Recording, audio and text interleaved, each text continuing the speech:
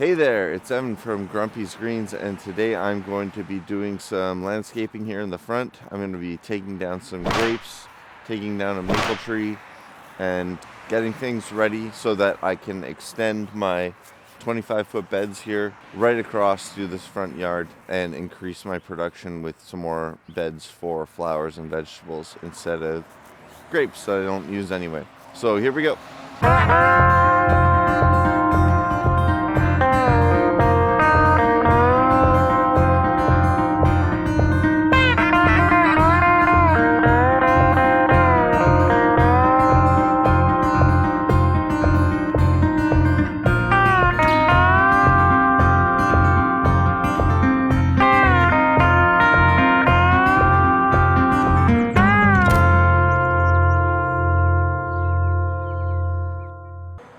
Alright, so I'm just going to give you a bit of a background of what this used to be or is and what I'm going to transition it into. So basically, I've got these grapes here, and these were planted when I got the house. The person who used to own this place was a grape grower, and he just had this set up here. So there's a few things here.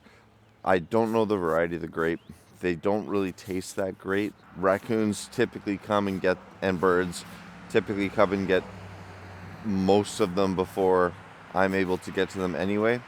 But the main problem is it sits right in the middle of my zone here of 25-foot beds, and then this area here, which I plan on turning into 25-foot beds, which is currently 3 raised beds in the front here.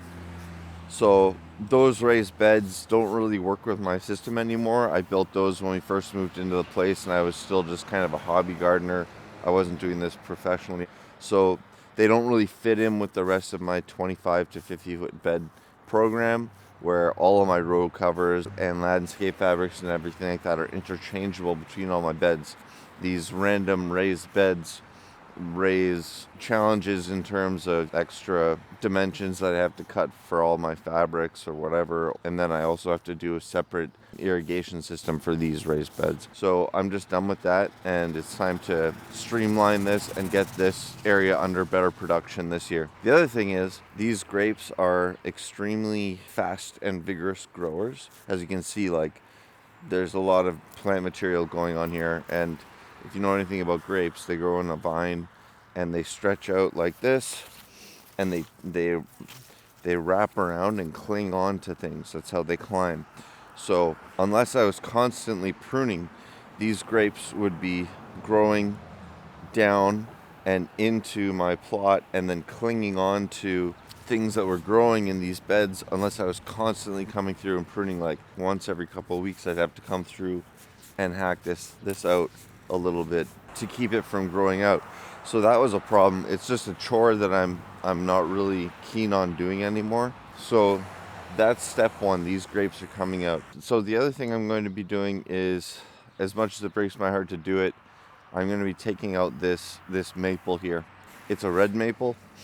It's a cross between a red and a silver maple. It's called Acer Freemanii for the horticulturalist nerds out there. So basically what it is a tree that has the foliage shape of a silver maple and the structure of a silver maple, where the ends of the branches kind of really curl upwards. That's a signature feature of a silver maple.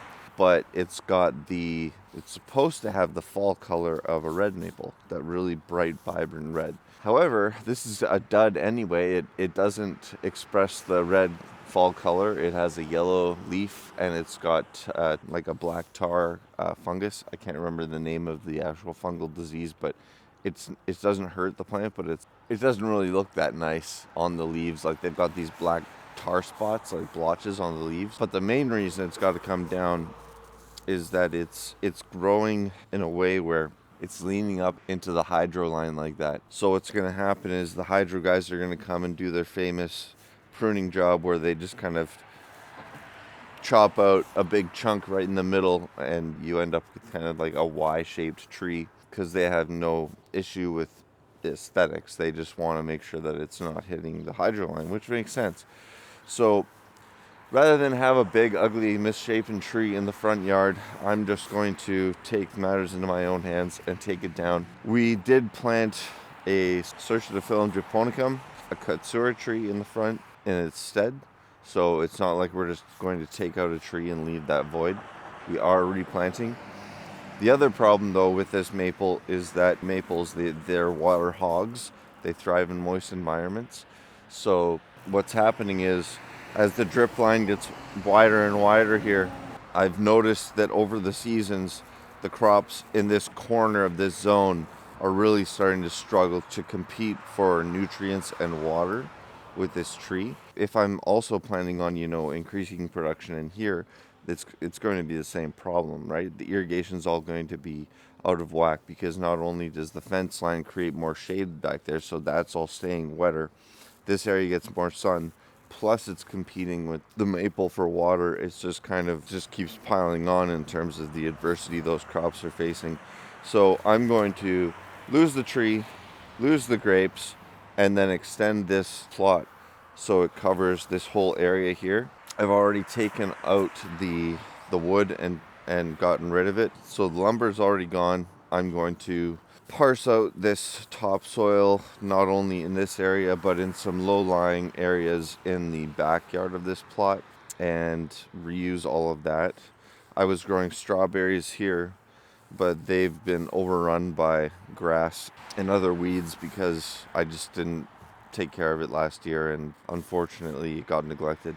Aside from, the issues of having landscape fabric and cloth and things that don't really fit these beds, they also had their own irrigation setup where I had drip lines kind of coming up and over into the beds, which, again, don't really fit with the rest of my program. Everything else here is overhead irrigation. It's really simple and easy. And so I just want to kind of streamline everything so it's uniform throughout all of my beds. So that's what's happening today. So today I'm probably just going to be focusing on the pruning. Well, by pruning I mean felling, I guess. So we're going to be taking out these grapes, and then we're going to chop down the maple, and then we'll see what else we have time to do before the end of the day. But it's supposed to rain pretty hard this afternoon, so we'll see. Okay, here we go. So I'm actually going to be using the one of these new DeWalt electric chainsaws. This is a 12-inch or 30 centimeter chain, and it's I don't know, what do you call that, chain blade, whatever. So just takes any regular battery. Like, you can get the 5Ah, but I'm just using the regular one for my drill, and I've used this already a couple times, and it gets like really impressive runtime off of just that regular battery. You can see how it can fit up to a battery like 5Ah. So this is what I'm going to use to take down the grapes and the tree today, and then we'll hack down the roots with a hatchet.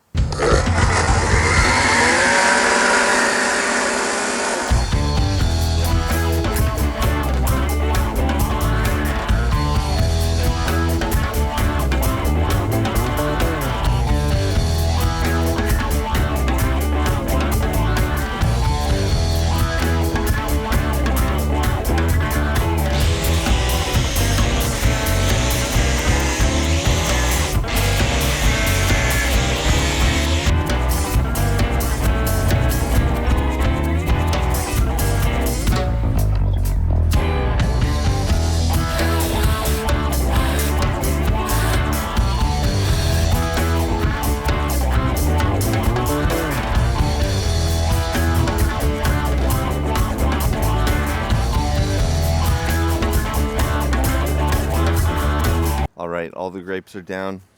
The tree is down. It wasn't always pretty, but we got it done. This video is actually turned into kind of a dual landscaping of the garden / review of this DeWalt XR brushless chainsaw. I'm really impressed with that tool. Nice and quiet. I only had to change the battery once near the very end, and as you can see, the caliper of this tree is that's about a 10-inch caliper. So it's not a small tree, and maple's a hard wood, so I'm pretty impressed with the performance of that tool. It's also a shame that getting rid of these grapes because we did make some nice wine out of it. Well, nice wine. I don't have the time or the motive to do it anymore. I don't really drink that much these days, so the wine it's not gonna happen from here on out. I do still have a full carboy though that I have to bottle, so we'll savor that while we have it. Anyway, so the grapes are down and it's like this space is opened wide. It's been a very dry spring, so I'm not going to dig out these posts today. We're going to get a lot of rain later this week, so I'll do an update video later where we pull out these posts. Then we'll kind of prep these beds and get it all ready for planting. So the next thing we're going to do is take a hatchet to all these stumps and hack away as deep as possible so that the roots don't get in the way when we're using things like the tilther. Like, we're not really going to be going down below 2-3 inches anyway ever with any kind of bed prep or weeding tools. That's very rare that I use anything like that, but using a garden fork, the big roots might be a problem. We'll see. I'm going to try and leave as much in the soil just to break down as possible and just avoid the work. But as far as this maple stump goes, I'm going to take a drill with the biggest holes I can find and just drill straight into this as many times as I can and create kind of like a very porous stump, and then I'm going to hit that with the hatchet, and it'll be a lot less work to break that down instead of using a stump grinder, which I'd have to rent. So that's the next step. We'll see what we can get done today. Here, let's go.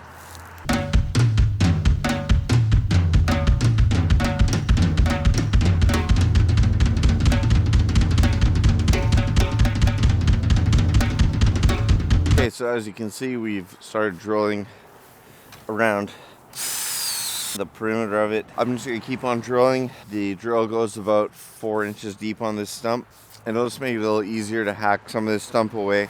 I'm not too worried about the stump being in the way of the garden beds. I'm actually used to me tarping this anyway, but I just want the tarp to be level.